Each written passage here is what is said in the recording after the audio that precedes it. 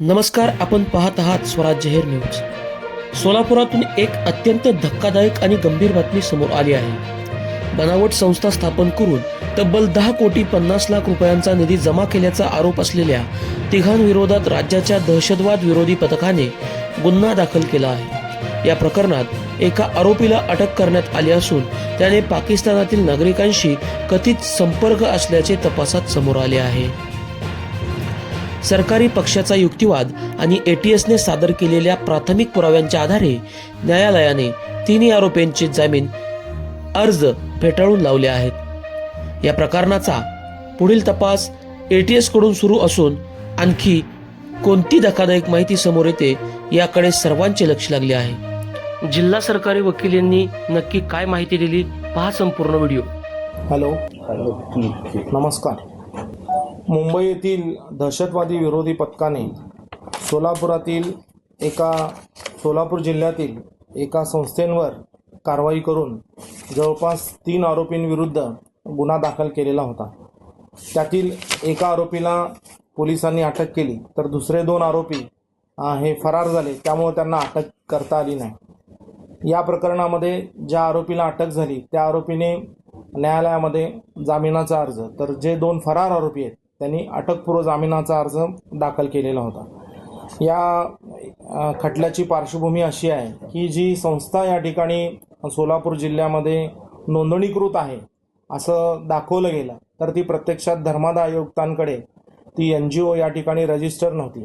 त्या संस्थेनं एक साधं डीड या ठिकाणी, ज्या ठिकाणी आपण खरेदीगत करतो त्या ठिकाणी नोंदणी केलेलं होतं आणि त्याचा नंबर या ठिकाणी आम्ही ही संस्था रजिस्टर केलेली आहे असं दाखवून त्या संस्थेच्या माध्यमातून नागरिकांकडून मोठ्या प्रमाणात जवळपास 10,26,00,000पर्यंत रक्कम या सोलापूर जिल्ह्यातल्या संस्थेने गोळा केलेली होती.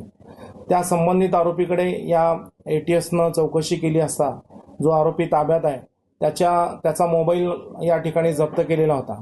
त्याच्या मोबाईलमध्ये कितीतरी पाकिस्तानी नागरिकांचे नंबर सापडून आले.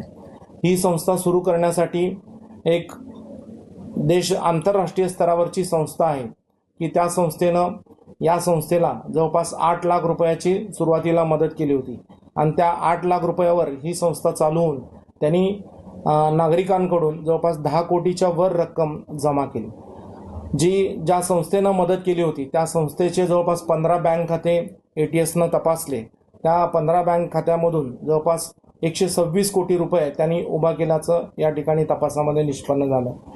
जवळपास त्या संस्थेच्या काही सदस्यांकडे जवळपास 70च्या पुढं पाकिस्तानी नागरिकांचे नंबर असल्याचं आढळलं. पाकिस्तानी नागरिकांचे व्हॉट्सअप ग्रुपला या संस्थेनं जॉईन केल्याचं आढळलं. सोलापूर जिल्ह्यामध्ये जी संस्था होती त्या संस्थेच्या पदाधिकाऱ्यांकडे जवळपास 50 पाकिस्तानी नागरिकांचे नंबर आढळले. याच्यावरून या संस्थेनं जो काही बोगस रजिस्ट्रेशन नंबर दाखवलेला आहे, मग त्यांनी त्याद्वारे धर्मादाय आयुक्तांची या ठिकाणी फसवणूक केलेली आहे, त्या ऑफिसची फसवणूक केलेली आहे. त्यानंतर हा नंबर वापरून त्यांनी इन्कम टॅक्स डिपार्टमेंटमध्ये ATGचं सर्टिफिकेट असेल किंवा पॅन कार्ड असेल अशा वस्तू त्या ठिकाणी त्यांनी मिळवलेल्या होत्या. त्याच पद्धतीनं केंद्र सरकारचं एक पोर्टल आहे, त्या पोर्टलवर देखील या ठिकाणी त्यांनी रजिस्ट्रेशन केलेलं होतं. अशा पद्धतीनं त्यांनी शासनाची देखील मोठ्या प्रमाणावर या ठिकाणी फसवणूक केलेली आहे. याची माहिती ATSला लागल्यानंतर त्यांनी या पद्धतीने याचा तपास केला आणि तपास करून तपास सुरू असताना एक आरोपी अटक झाला. दुसरे 2 आरोपींना अटक करण्याच्या तयारीत असताना ते आरोपी पळून गेले आणि ही माहिती या संस्थेच्या पदाधिकाऱ्यांना किंवा या आरोपींना लागल्यानंतर त्यांनी त्यांच्या संगणकावरील याच्याशी रिलेटेड जो सगळा डाटा होता तो देखील या ठिकाणी डिलीट करण्याचा प्रयत्न केला. त्यामुळे या आरोपींच्या विरुद्ध फसवणुकीबरोबर त्यांनी सरकार पक्षाचा पुरावा नष्ट केलेला आहे अशी देखील कलमं त्यांच्यावर लावण्यात आलेली आहे. सदर आरोपींनी जो पैसा या ठिकाणी उभा केलेला आहे NGOच्या माध्यमातून, त्यांनी व्हॉट्सॲप ॲपद्वारे या ठिकाणी लोकांना देणगी देण्यास प्रवृत्त केलं आणि त्या माध्यमातून हा पैसा गोळा केला. निश्चितच या संघटनेचे जे काही पदाधिकारी असतील, अध्यक्ष, उपाध्यक्ष आणि सचिव, यांच्यावर सुरुवातीला या ठिकाणी गुन्हे दाखल झालेले आहेत. या लोकांनी याचा उपयोग हा निश्चितच यांची कनेक्टिव्हिटी ही या पाकिस्तानच्या नागरिकांची असल्यामुळं, पाकिस्तानच्या लोकांची असल्यामुळं, काही आंतरराष्ट्रीय दहशतवादी संघटनांच्या संदर्भात असल्यामुळं निश्चितच या पैशाचा उपयोग देशविघातक कृत्यांसाठी या लोकांनी केला जाऊ शकतो यांच्याकडनं, किंवा केलेला पण असेल. त्याचा तपास अद्याप सुरू आहे. त्यामुळं हे आरोपी जे आहेत ते देशद्रोही असल्यामुळं, यांनी राष्ट्रविघातक कृत्याच्या कार्यामध्ये सहभाग नोंदवल्यामुळं यांना जामीन देण्यात येऊ नये, आणि यांचे आंतरराष्ट्रीय कनेक्शन असल्यामुळं यांना जामीन दिला तर निश्चितच या ठिकाणी तपास कामामध्ये ते अडथळा आणतील, आणि विदेशामध्ये पळून गेलं तर त्यांना पुन्हा अटक करून तपास करणं सोयीचं राहणार नाही किंवा करता येणार नाही. त्यामुळं त्यांचा एका आरोपीचा जामिनाचा अर्ज तर दुसऱ्या 2 आरोपींचे अटकपूर्व जामिनाचे अर्ज फेटाळण्यात यावे अशी आम्ही न्यायालयाला विनंती केली, आणि न्यायालयाने आमचा युक्तिवाद ग्राह्य धरून तिन्ही आरोपींचे जामिनाचे अर्ज न्यायालयाने फेटाळून लावलेले आहेत.